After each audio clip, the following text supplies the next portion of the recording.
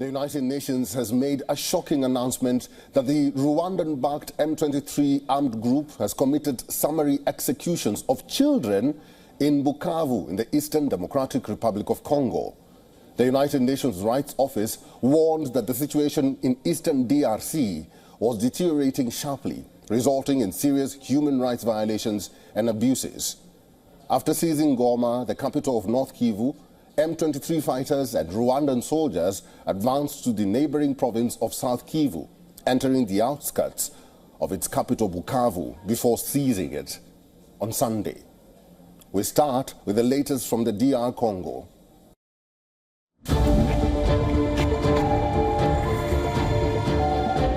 Unlike in Goma, the takeover of Bukavu was different. Vendors were seen selling fruits, there was traffic on the streets, and people were walking about. A day after M23 fighters allied with Rwandan troops entered the center of Bukavu, another key city in the Eastern Democratic Republic of Congo. This is what the residents say of the rebels' entry. The M23 troops who entered do not bother anyone. You can pass them and they will not stop you or ask for any identity. But on the initial day of the takeover and fall of Bukavu, it was a different story. Chaotic scenes unfolded. There were reports of sporadic gunfire and widespread looting in the city, including at a wild food program depot, with residents sheltering in their homes. It follows conflicting reports about whether the Rwandan-backed rebels had entered the key city of Bukavu after advances in that region. The United Nations and the European Union have voiced alarm over the worsening conflict. When the rebels left Goma, they had to make sure it had a mark. The body of Delphine Katembo Vinyuasiki, better known as Delcat Idengo, was found in a street with his head partially covered with blood. Unconfirmed reports say the artist was shot. Idengo, who was a critic of all sides in the conflict, was among hundreds of inmates who escaped from a prison in Goma after the militants seized the city last month. The Congolese government has acknowledged its fall and urged residents to stay at home to avoid being targeted by the occupying forces. The United Nations and European countries have warned that the latest offensive, which has seen hundreds of thousands of people forced from their homes, could spark a wider regional conflict. The M23 captured Bukavu's main airport, which is about 30 kilometers north of the city, and then began advancing slowly towards the city, which is the capital of South Kivu province. The United Nations World Food Program says a warehouse with nearly 7,000 tons of food was looted. The city of around 2 million people on the southern tip of Lake Kivu borders Rwanda and is an important transit point for the local mineral trade.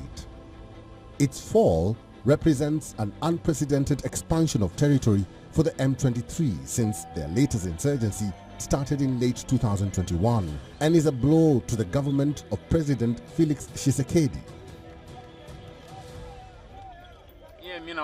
We want the authorities who are now in the city to help us with our security. Here in Bukavu, we have a serious problem with these young children who have already taken up arms. They are shooting in the neighborhoods, preventing people from going to work. We ask the authorities in the city to take these children, not to kill them, but just to take away their weapons, so that every citizen can go about their daily activities as usual.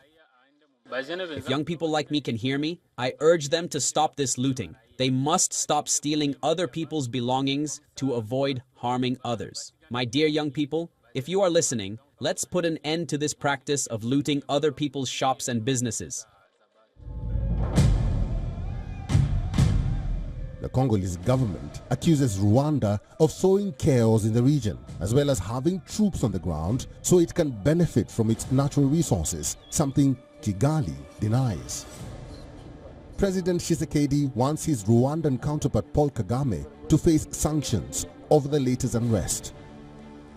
I think there's a change in narrative, and that's important. Today, we call the cat by its name. It's Rwandan troops that are on Congolese territory in the east of the country, and we've asked them to leave. It's our country, our territory that's under attack. But President Kagame has dismissed such threats and has repeatedly pointed out that Rwanda's main priority is its security. He has long been angered by what he sees as the failure of the Congolese authorities to deal with the Democratic Republic of Congo-based FRDR rebel group, which he sees as a danger to Rwanda. The group is made up of some members of the ethnic Hutu militia accused of involvement in the 1994 genocide in Rwanda, when over 100 days, around 800,000 people, mainly from the Tutsi ethnic group, were killed. He urged government forces hiding in houses to surrender and accused the withdrawing military of spreading terror by arming local youths who had gone on a looting rampage. The African Union, which held a Heads of State summit in Ethiopia, again urged the M23 to disarm. Africa Bureau, WION, World is One. For all the latest news, download the WION app and subscribe to our YouTube channel.